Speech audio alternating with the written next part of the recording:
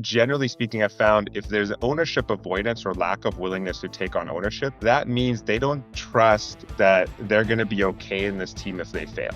Welcome to Tip Top Grow Up Your Business with Metronomics. Join me, Shannon Burns-Susko, and Metronomics certified coach, Jed Roberts. We'll be talking to business thought leaders, entrepreneurs, CEOs, and business team coaches who have all taken the journey to grow up their businesses to their tip top. We'll be sharing strategies, systems, stories, on how you can grow your company up at the speed you want. If you're searching for your path to the tip top and feel your time is running out, then this podcast is for you.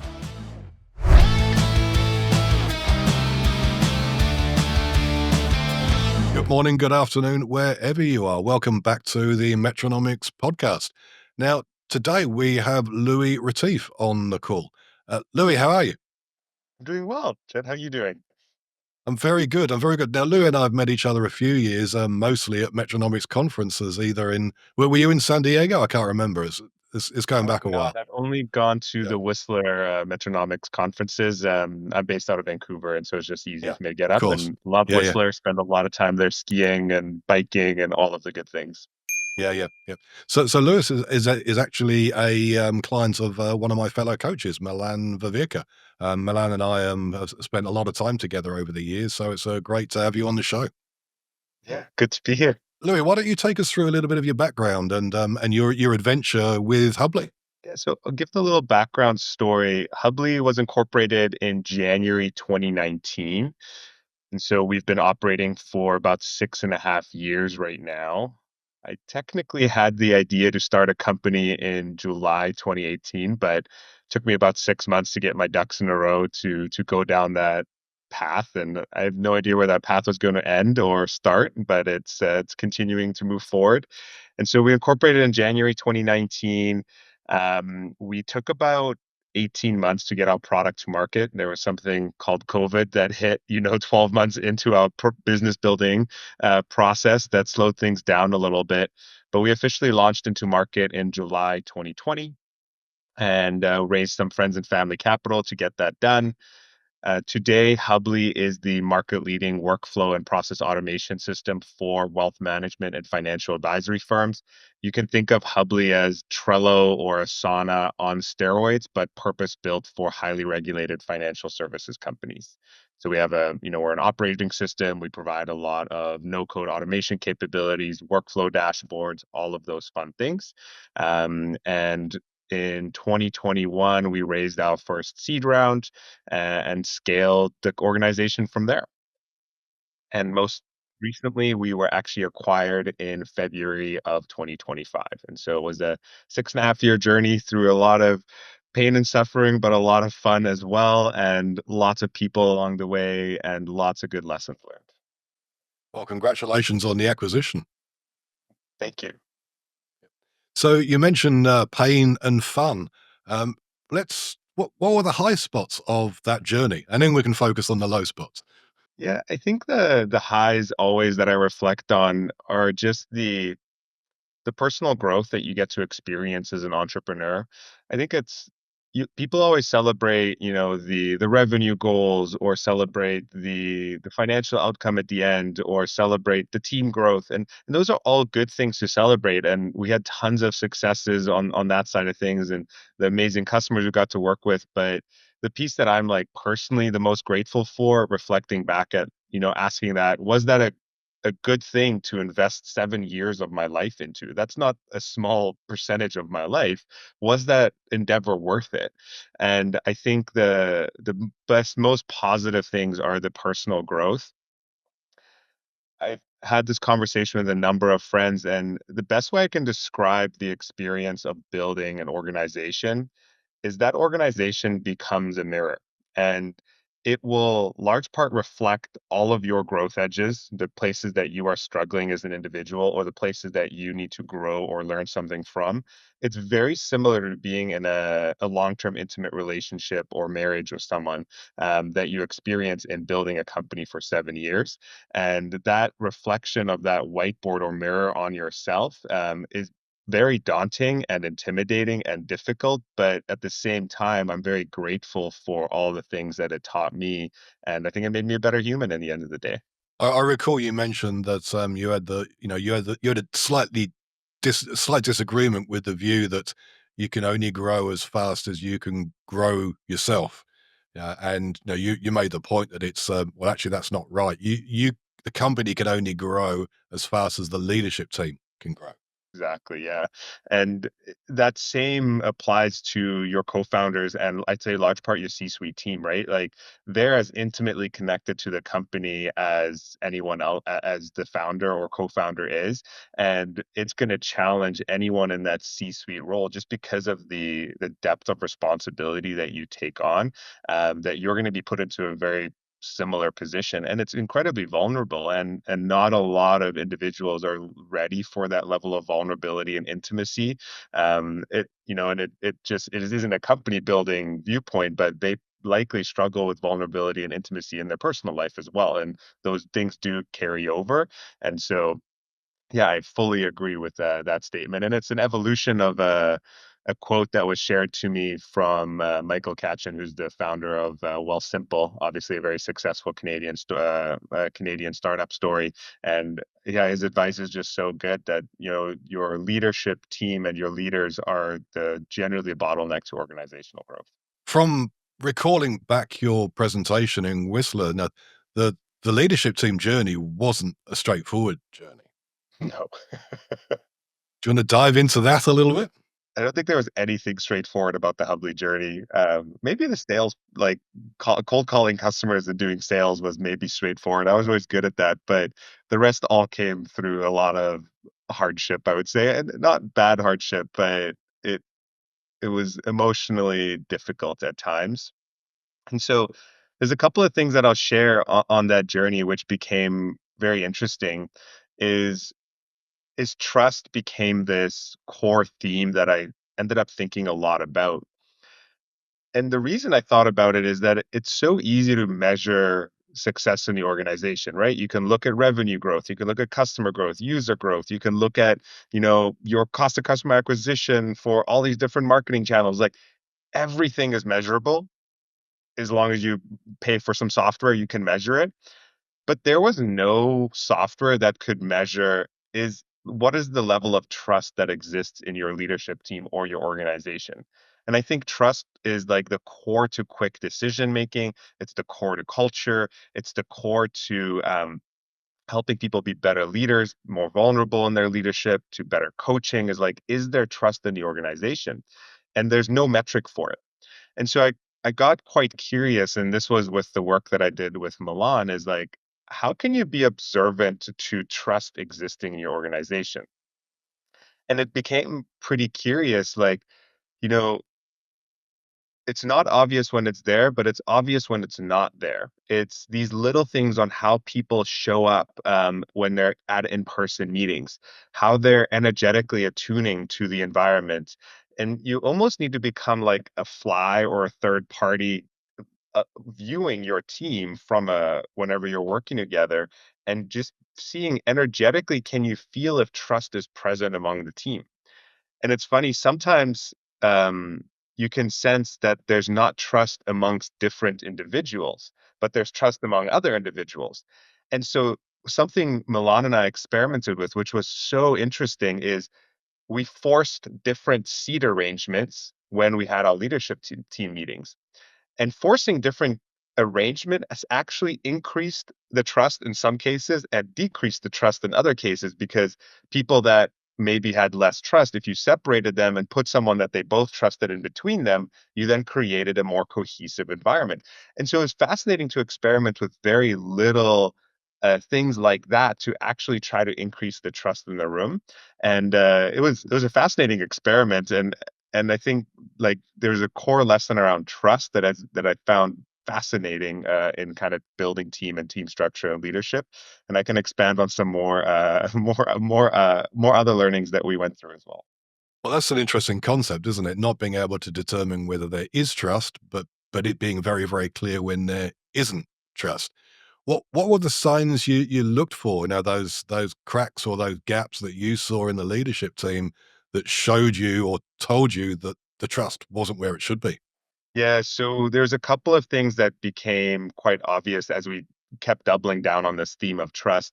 Um, Ownership avoidance, I think, is generally, you think it's like someone doesn't want to take on the capacity or responsibility, but generally speaking, I've found if there's a lack of there's ownership avoidance or lack of willingness to take on ownership, that means they don't trust that they're going to be okay in this team if they fail, right? Because they don't want to take on that responsibility, and there's their unwillingness for commitment.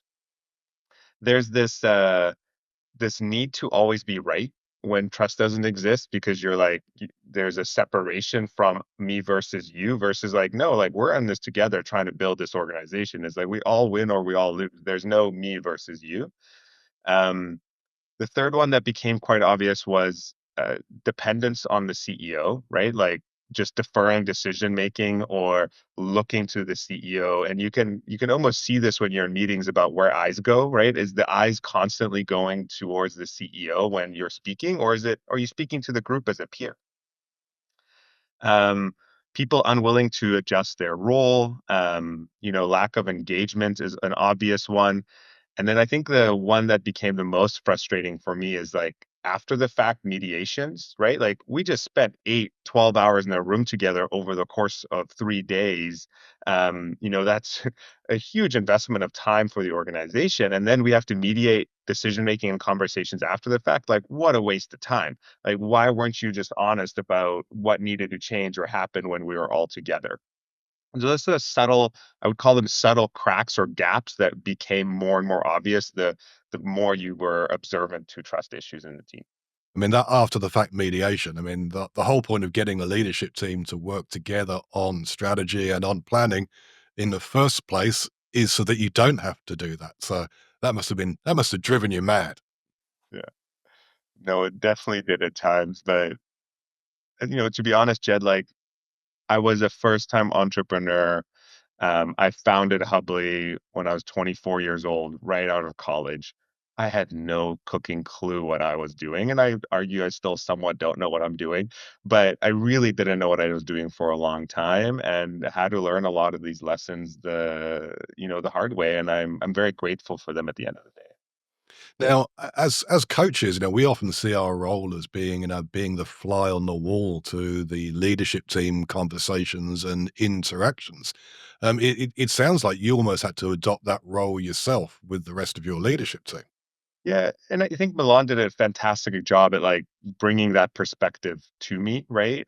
Because we started working with him. And that's why we brought on a coach. I knew I had blind spots. I didn't even know how bad they were or what they were at the time, though. I just knew I had them.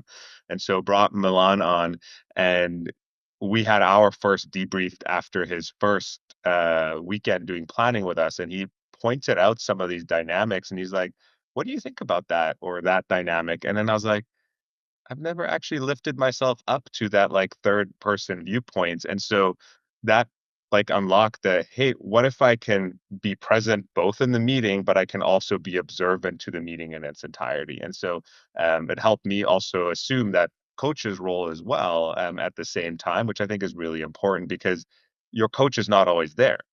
They're there for your strategic planning or your monthlies, but like you're in day-to-day meetings every single day with your team, weeklies, and you need to be able to bring that same skill set to those meetings as well.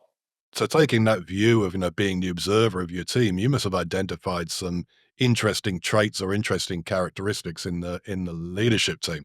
Was that did that help you get insight into some of the dysfunction in the team?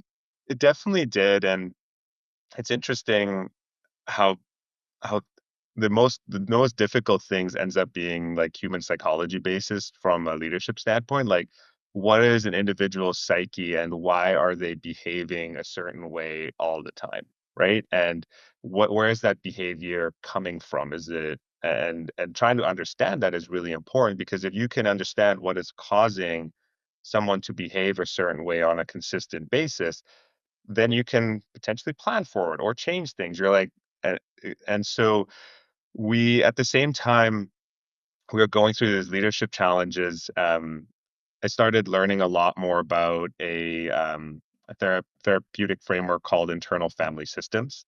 My fiance is actually an IFS therapist, and so she was a very helpful resource, I should say, through this whole process.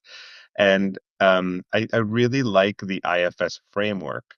The IFS framework uh, basically says that every human is made up of parts. The average human has, 10, 15, 20, 25 parts. These parts are normally formed during childhood adversity, around what happened to you and what sort of situations were you in where there's a part of you that had to react a certain way or be formed based on that situation and to protect yourself. And so generally speaking, most individuals, myself and you, I could tell you about all my parts. I don't know if we have all the time to go through all of them, um, are formed, and there ended up being these four parts that kept being present in our leadership team. And it was really interesting to observe each of us react from those different core parts and then the dysfunction that that caused. And so I'll explain the four parts that were always present, and I'll start with mine. So I had, and I still do, it's something I struggle with even in my day to day now. I have what I call a harmony part. Now, the harmony part is really good at seeking group harmony. And so it, will try to validate how certain people feel. It will avoid conflict, all of those things. And the harmony part isn't necessarily bad. The IFS model doesn't say that any parts are bad, but it tries to look at, what is the behaviors that could potentially be negative for that part is coming from. And so my part that is still present was always seeking harmony. And I'll explain how this actually ended up impacting us as well. One of the other leaders on our team had a strong insecure part. Now, when someone has an insecure part, they generally display overconfidence. They prioritize their reputation above some other things, and they try to avoid risk. And so when and it's really obvious when someone is doing a presentation and displaying overconfidence, they might over project, and then, it becomes really difficult to work with that part. Um, we had another individual on our team that had a really strong pride part, and so they were very stubborn. They are unwilling to seek help, and they, try to always dominate the situation. And then we had a fourth individual who had what I call a hacker part. Um, they would really try to insist on being right all the time. And because they're trying to be right, they would pose like unproductive questions while we're doing a brainstorm, right? But just to, you know, screw up the situation or cause some chaos because it's like I was right by asking that question. And generally speaking, try to avoid some personal accountability. And so because this was our dynamic that was like constantly there, we had this insecure part, this hacker part, this pride part, and then there was me, the harmony part. What did I end up doing without knowing it for a long time is I was always pacifying the insecure leader's feelings to really help spare his feelings and make him feel better about themselves. I kept trying to validate the hacker because I was looking for validation from them, and then for the pride part, I was permitting that behavior to help maintain control of the situation. And so like I was playing in this mush pit, and like the best way I can describe it is, and generally these parts come up when we're in conflict is like very common. And so we were basically four kids, basically in kindergarten arguing with one another when we were doing strategic planning. Like it's no wonder we got nowhere throughout that whole process. And there was you playing the harmony part, trying to bring everyone together. And it was exhausting, and it almost led to severe burnout for me because I just kept trying, and like the harmony part, because I wanted to avoid conflict, it never wanted to fire anyone or correct any of these behaviors or anything like that.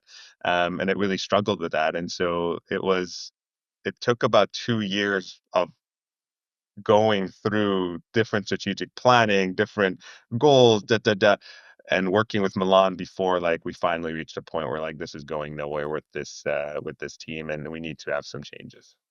Yeah.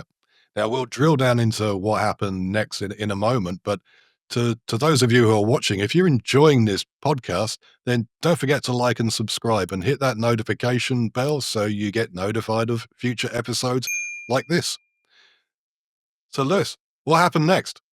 To make a long story long, at this point in time, in what ended up being July 2023, after we've been in market for just over 3 years, for those who are listening and try to raise venture capital in the 2023 market, it was tough market. No one was deploying capital. You really had to be the top of the top startups to raise capital at that point in time, and we were not. We had some good growth and we were doing okay, but the market was not distributing capital. And so we either needed to essentially sell our soul and all of the control that we had left in the organization to raise capital, or we had to make the more difficult decision to downsize. At the time, we were 25 full-time employees on the team. And so in July 2023, I made a recommendation to the board that we need to terminate the C-suite as is, and we need to downsize the organization over the next 6 months. The first cut was from 25 to 16 people. And then 3 months later, we did an additional cut from 16 people down to 5. And so that was a 6 month, large part turnaround to reduce our burn as much as possible. Um, in 2023, we ended up burning just north of $2.3 million Canadian, was our net profit. And I'll mention our net profit for 2024 a little later on what the turnaround ended up looking like. But that was a very difficult turnaround that we had to go through, and it was the only that path was the only one that was forward because raising capital didn't make sense. That must have been brutal. Going through that process, just from a personal point of view and the investment you put into the company over all those years, and particularly the difficult 2 years prior to that, that must have been really tough.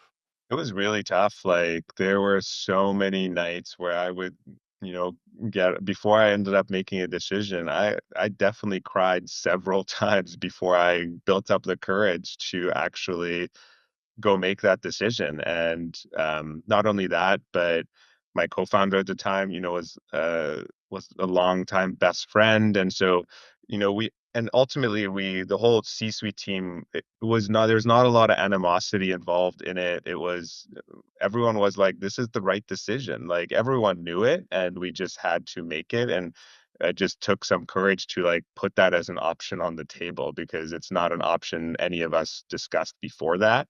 And when I brought it as an option that I'm considering to the C-suite, there was I would obviously some difficult feelings, but everyone was like, this is the only path really forward, right? And so I think because we struggled for so long to make any change had to then really happen very quickly. Where if we potentially as a leadership team, and I'll take, all the responsibility, my fault for not making that change sooner, then we were in a situation where we had to do it really quickly.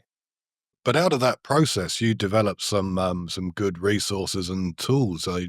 I'm thinking back to some of the strategic planning principles that you put together over that time, probably before you had to make the deep cuts. Is it worth just spending a moment taking us through some of those? When we decided to reduce the organization size, we also had to reinvent the organization at the same time, right? We had a very specific culture, process, etc., that was in place up until that point, and we had on top of dealing with the difficulty of laying people off, making sure they're supported through those process, and we were as good as we could have been to the individuals through that process that were laid off. But at the same time, we also had to reinvent ourselves. And so you're working two jobs at the same time. We ended up doing a pretty big reinvention of the culture. And the best way I can describe how we rebuilt the culture and what we call ourselves to this day is we call ourselves super builders. And the super builder culture reimagination was we decided that, before this, we were our engineering team was maybe a quarter of the organization. We were very heavily oriented towards human sales teams, a big marketing spend, and a big marketing team. We had 4 people on customer support, right? Like we were heavily on the human side of things. And this was before, AI really started, or the boom of it. And at the time, we were like, can we run? The theory was, can we run the same organization we are running before, but basically do it with 5 technical people? And that was the theory. And we large part, went back to the drawing board and we said, what are all of the inefficient human processes that we're doing today that need to be productized or eliminated? And can we move towards being a fully self-service, product-driven organization? And can we, instead of driving our monthly recurring revenue, how about we instead drive our monthly recurring revenue per super builder? And so your revenue per employee becomes your metric of success, not just revenue growth, because you can grow revenue by hiring more people, but it doesn't mean you're a more efficient or productive organization. And so we went really back to the drawing board and rebuilt the culture from scratch, decided to keep the people that were most embodying that culture or wanted to be part of that culture. And some people didn't want to be part of that culture. And so they decided to leave the organization. And we gave them the option to do that. It's really a classic story of like, this is the only way forward. If you want to be part of this, we'd love to have you. And some people said, that's not for me. And that's totally okay. And we were able to reinvent ourselves and basically started rebuilding the organization early 2024 from the bottom up. We obviously had some good recurring revenue that we could rely on and had some money on the bank. We weren't about to run out of it, but it was tight for a long time. And that massive change in headcount and staff, you had an opportunity to not create the culture because culture is, but you had a way of redefining it based on the people that remained in the organization. Exactly. And the culture is just the cumulative sum of the most consistent and common behaviors of the team. And we decided to keep the folks that we wanted to emulate more of that behavior. And it ended up working for us in the end. So moving forward with this much streamlined team, and then fast forwarding on to probably a couple of years, you exited. What happened between those points? Because you don't just exit like that, do you? There's often a process you got to go through and a lot of planning and probably some more tears and sleepless nights and stress. Yes, it was not all smooth sailing, rainbows and sunshine from there. So we started the turnaround in July 2023. We finished all of the layoffs and a restructuring of the organization by, I would say, January, February 2024. And that's when the real work started. And so it took us essentially 18 months ish to get the organization to a point where it ended up being bought. And I haven't even touched on the challenges that I ran into with our board and obviously our venture capitalists on our cap table. There was a lot of frustration on many ends and a lot of also support and help at the same time, right? Like no one wants the organization to die, but there needed to be change in order for us to recover. And so there were many sleepless nights. There were points in time where we discussed, does it make sense to bring in a new CEO? Is Louis the right person to lead this organization? And so, there were very difficult conversations throughout that whole time period. And I just continued trying to stay laser focused on trying to build this super builder culture. Is like, we need to get this organization to cash flow positivity and turn it into a self-service efficient machine. Like I knew that was the right thing to do above all else. And as much as I was entertaining all of these other conversations, like I needed to stay laser focused on that with the team that was remaining. And and the important decision that drove that, and why I knew I was right, is that if you look more broadly at the market, there was a ton of private equity activity. And I even told my board, I was like, listen, we're going to get approached by a buyer within the next 12 months. I knew it was going to happen because if you look more broadly at the wealth tech market, which we play in, From 2018 to 2025, there was a 550% increase in technology companies in that sector. That is an insane amount of growth. Now, that industry is not big enough to merit that many technology players. I know that also for a fact. And so the only path forward was there had to be market consolidation. And the indication that I knew market consolidation was coming is the number of emails I got on a daily basis from private equity firms was insane. They would not stop emailing me.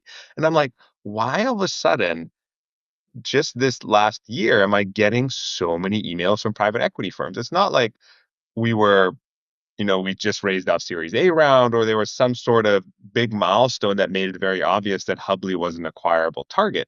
And then I started really researching it, and then I saw then the acquisitions just started happening in this space, and I told my board I was like, we're going to get called within the next 12 months. Like clockwork, basically 8 months after I told the board that, we got called by a potential buyer.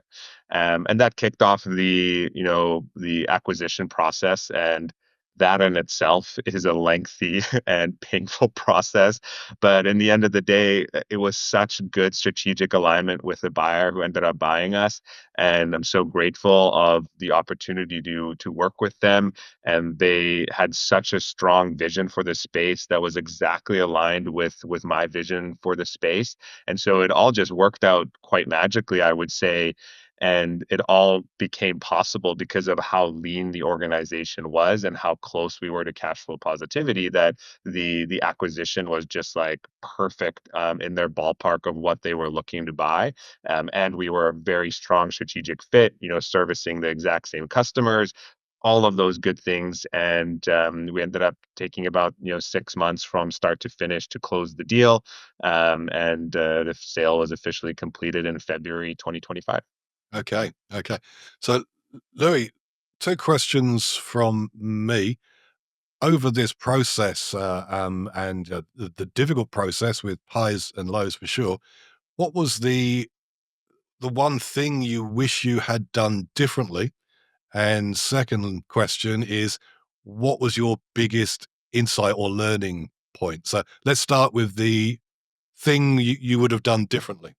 Another way to ask the same question, and so I might reword it because it's easier for me to frame it, is like, what would I do differently next time I start a company? It's basically, what you're asking me in many ways.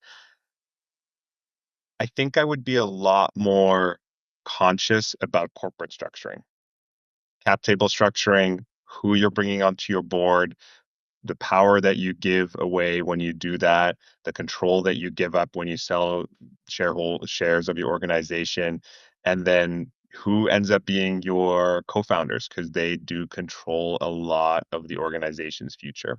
And so I think I would spend probably 10x the amount of time on those questions than I did the first time around, because those things ended up being the biggest blockers to growth and success, in my opinion, that ended up impacting our organization. And I would do it differently next time. I guess the original deal you had with the co-founders and the original investors, that probably had to completely change as you went through that restructure. It didn't. We actually, we kept a lot of the cap table and structure the same. It was too difficult to change it at that point, but the idea of raising more capital became very difficult, not just because of where the market was at, but because at that point we'd sold so much of the organization that the incentivization left on the table for founders, or even the ability to recruit top tier talent, became very difficult. And investors looked at our cap table, even they're like, there's no way you stick around as the CEO for longer than 2 years, because there's no incentivization left for you. And so I think I underestimated, because it was my first time, that how long it takes to build a successful organization. Go read every book on the planet and listen to every podcast. Like, on average, it takes 10 to 12, sometimes even 15 years to build a successful, sustainable long-term organization nowadays. Um, and it's one of the number one questions I ask entrepreneurs when they want to build a company. I'm like, are you willing to dedicate at least 7 to 10 years of your life towards building this? And then plan your corporate structuring that is going to support you to actually make it to that time period and ensure that you're still motivated to do it at that point. And your biggest learning point? Biggest learning point. I'm not sure if I would build another software company is maybe the immediate thing that comes to mind. It's not easy, is it? I mean, I've done a couple, and God, they're so hard. It just absolute, yeah, they're so hard. Mhm.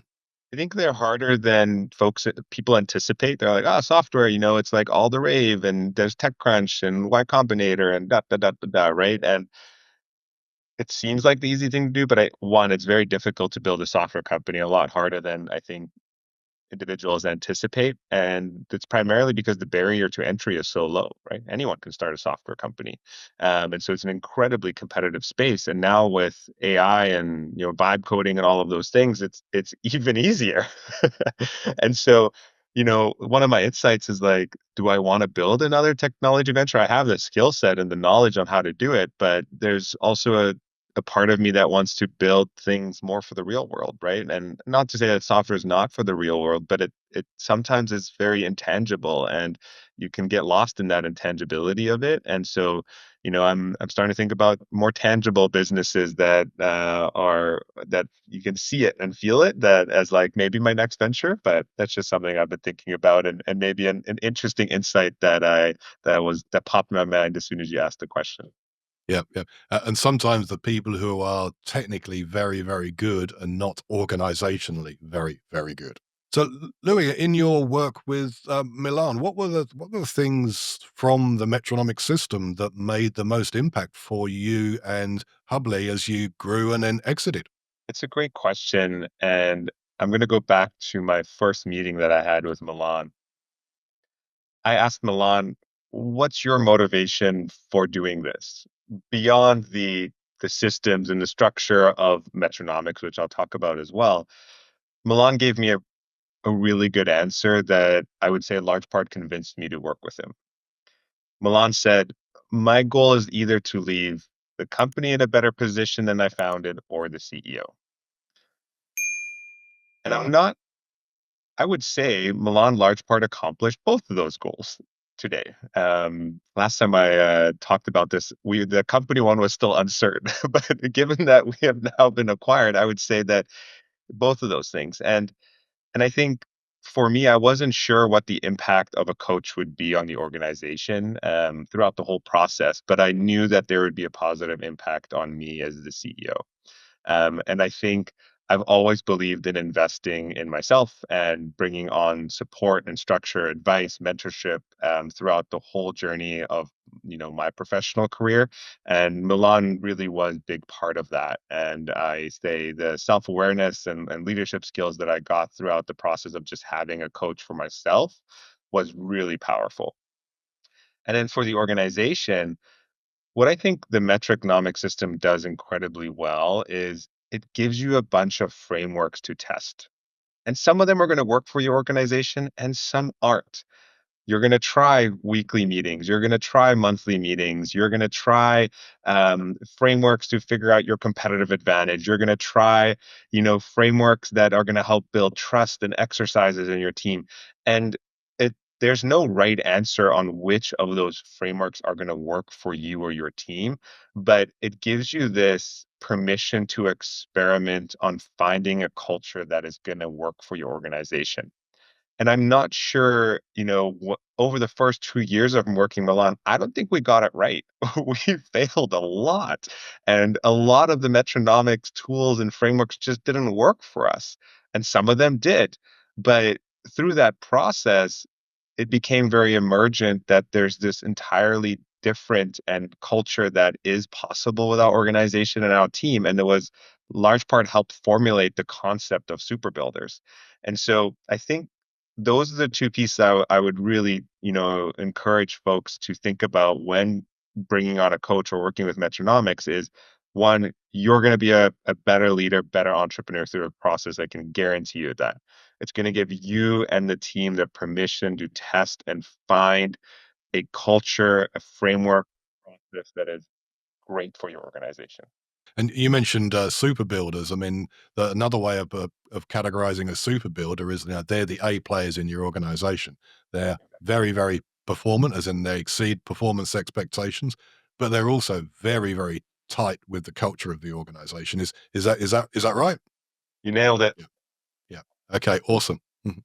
And I think what you described there is I often see that with smaller companies when they're trying to implement Metronomics. Sometimes things just don't work, and it's really when you get to that bigger scale that a lot of the systems really come into their own.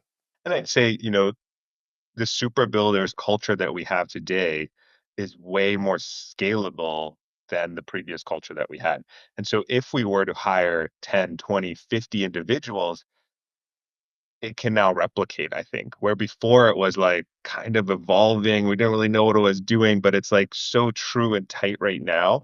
Even post acquisition, we've stepped into an organization with 180 people, and our small group of 5 people is having an impact on the broader culture already.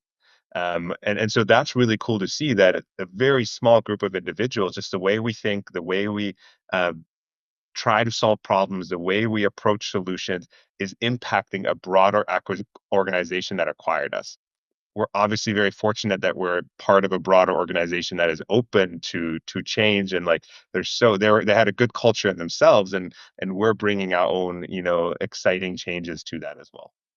Thanks so much for your time today, Louis. Now, you've also got some resources that might be useful to some of the viewers. Where would they find those, and how can they get in contact with you if they want to find out more?